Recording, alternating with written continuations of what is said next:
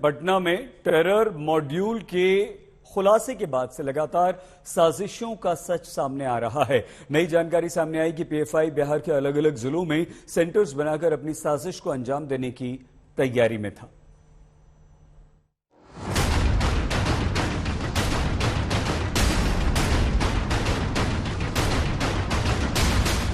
बड़ी साजिश को अंजाम दिए जाने से पहले ही पटना पुलिस ने उसे बेनकाब कर दिया।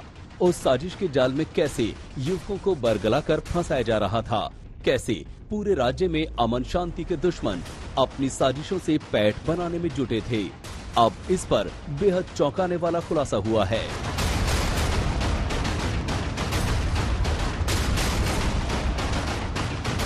पटना के टेरर मॉड्यूल वाले दुश्मनों की साजिश का हिस्सा कौन कौन से चेहरे थे?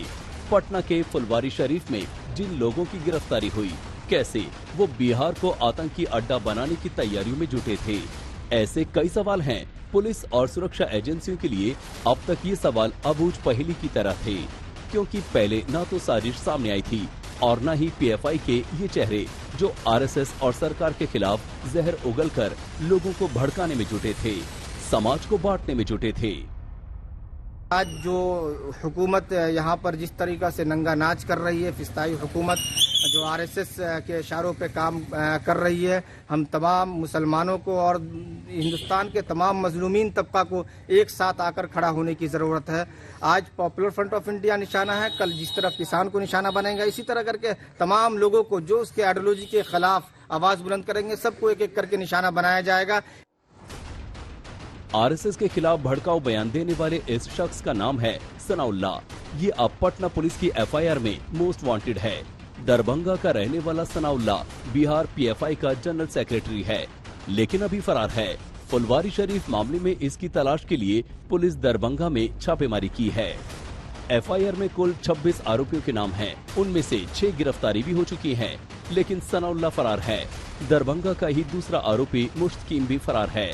18 अन्य आरोपियों का भी सुराग नहीं। पुलिस लगातार दबिश डाल रही है कि साजिश रचने वालों को जल्द से जल्द दबोचा जाए। इसी के खिलाफ पीएफआई कार्यकर्ताओं ने दरभंगा में रविवार को प्रदर्शन किया, पीएफआई के झंडे लहराए और जमकर नारेबाजी की। पीएफआई का आरोप है कि पुलिस उनके लोगों को फर्जी इल्जाम लगाकर फंसाने में जुटी हुई है। पटना में अभी 2 लोगों की गिरफ्तारी हुई है और पुलिस ने एक मनगढ़ंत कहानी गढ़ा है और उसके बाद उन लोगों की गिरफ्तारी करके हमारे पॉपुलर फ्रंट के जो स्टेट की टीम है, हमारे जो लीडर लोग हैं, 26 लोगों को उस अवैध कांड से जोड़ दिया गया है। अच्छा। और इस तरह से हमारी ऑर्गेनाइजेशन को टेररिस्ट से जोड़ने की एक नापाक कोशिश जो है पुलिस कर रही है, उसी के खिलाफ हम लोग यहाँ खड़े हुए हैं। पटना में खुलासे के बाद पीएफआई पर जो आरोप लगे हैं वो बेहद संगीन हैं। आरोपों के मुताबिक 12 जुलाई को पीएम मोदी के कार्यक्रम के खिलाफ फुलवारी शरीफ में पीएफआई ने बड़ी साजिश रची थी। साथ ही भारत को 2047 तक मुस्लिम राष्ट्र बनाने की साजिश थी। अब नई साजिश भी जान लीजिए।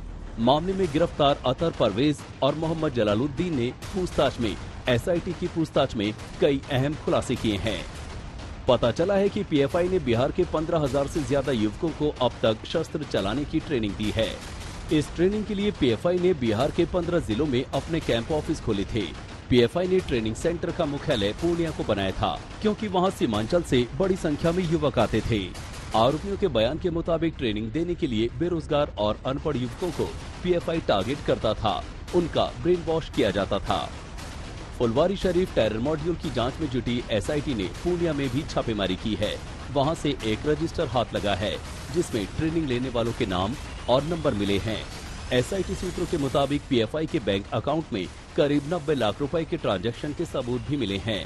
आशंका है कि हवाला के जरिए पीएफआई को फंडिंग की जाती थी। 2047 तक भारत को मुस्लिम राष्ट्र बनाने संबंधी जो पेपर सुरक्षा एजेंसियों को हाथ लगे, उसी में तुर्की जैसे मुस्लिम देशों को दोस्त भी बताया गया है। लेकिन अब तक ये साफ नहीं हो पाया कि पीएफआई की फंडिंग कहां से की जा रही थी। पटना से ही दूसरे टेरर मॉड्यूल के खुलासे के बाद गिरफ्तार ताहिर का कनेक्शन भी पीएफआई से है या नहीं, सुरक्षा एजेंसियां हर पहलू की जांच में जुटी हैं। पटना से सुजीत झा के साथ रोहित कुमार सिंह, दरभंगा, आज तक।